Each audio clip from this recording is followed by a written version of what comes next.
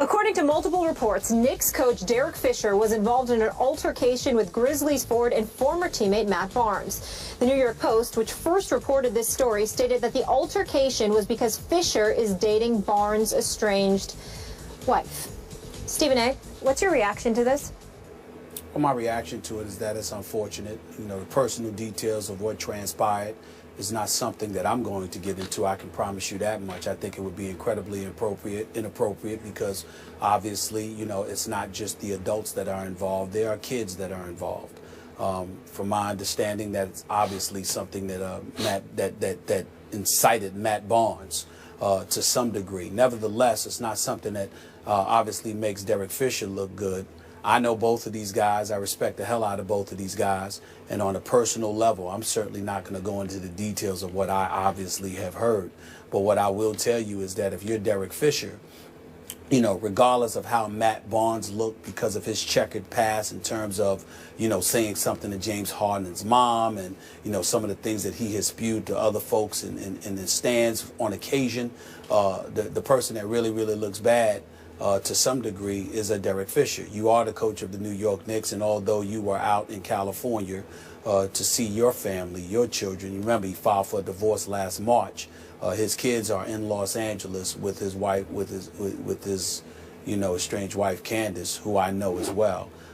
You know, the situation is very shaky, to say the least. But when you're out there and you end up having to miss a day in training camp fresh off of a 17-65 season and you're not with the team, I think that Frank Isola of the New York Daily News, my friend, somebody that I know covers the Knicks over the past 16 years better than anybody that I've seen in quite a long time, he knows when he sits there and says and writes that the free pass that Derek Fisher had last year, that honeymoon period is now officially over. He's absolutely right, because you don't need to have any kind of distractions. The New York Knicks are bad enough all by themselves. I suspect they'll be better this year with Aflalo and Robin Lopez added to the squad. But you are fresh off of a 17-65 season, which, if you can believe it, is the worst in franchise history, worse than anything we had seen prior to last season. When you take that into account, along with the fact that there are questions about Phil Jackson's involvement, and suddenly he's going to be more involved, even though he was paid $12 million a year to be involved from the beginning, and then you bring in a coach who's never coached on any level before, and you have the kind of season that you had, and then you combine that with filing for a divorce, with having or being involved with a woman that's on the show Basketball Wives, which, in all honesty, I mean, I have no opinion about that, but I happen to know the NBA is appalled by the show. It makes them cringe. At least that's what I've heard from folks inside the NBA office, and certainly Frank Isola accurately wrote that as well. I just think that puts Derek Fisher in a spot that he doesn't need to be in. It's not my place to get into their personal business. I don't roll like that. I'm not about to now. Fisher and Matt Barnes have to handle their own business. But I will say this, Matt Barnes, the NBA has no business getting involved with Matt Barnes as opposed to it being fine. You need to talk to him and make sure that that's not something that happened again. But Matt Barnes didn't just react because of who it is. He reacted because it's the mother of his children. And in Fisher's case, you're grown. You're not just a player now, you're a coach. Yep. And right, wrong, or otherwise, you've got to be the bigger man and be sensitive to that. This is not one of those situations where either deserves to be fined, nor do they deserve people like myself and others commenting about their personal business. And I definitely don't think that it's the NBA that should get involved from fining them. They should just sit there and say, chill, and let's make sure that this is not something that ever happens again, and leave it at that, because this ain't some, you know, small, immature beef. Yep. All I'm going to say is children are involved. Let's leave it at that. I am 100% with you on that one, Stephen A. We're going to get Skip's take after the break. Stay right here on First Take. Welcome back to First Take, presented by Bass Pro Shops. Before Before the break, we were discussing the Derek Fisher Matt recently had, and we heard Stephen A's take. Skip, we didn't get to hear from you. What's your reaction to this whole situation? Stephen A., you've often said on this show that a player's personal business is his personal business, and you will stay out of that personal business as it relates to your job of reporting on the NBA. And I sometimes say, I'm with you to this point. If what a player is involved in off the court starts to impact or affect his performance on the court, then it becomes germane to what we're discussing here on this show. Now,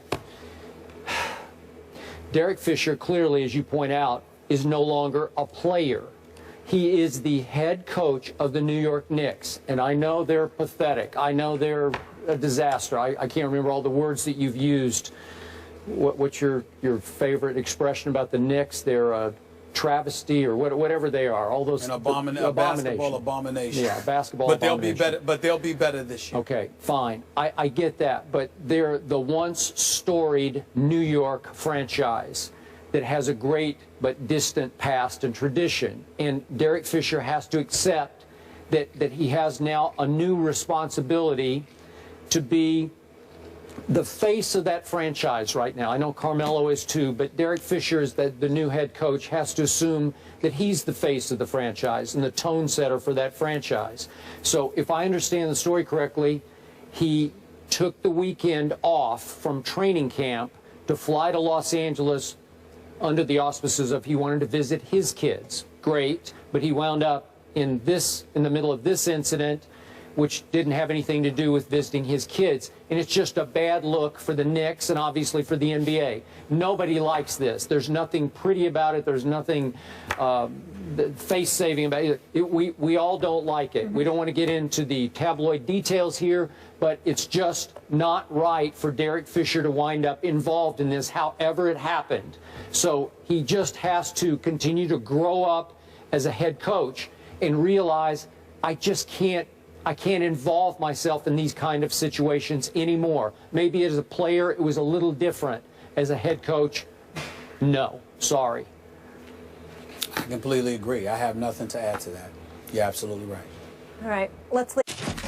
First Take is presented by Bass Pro Shops. Your adventure starts here.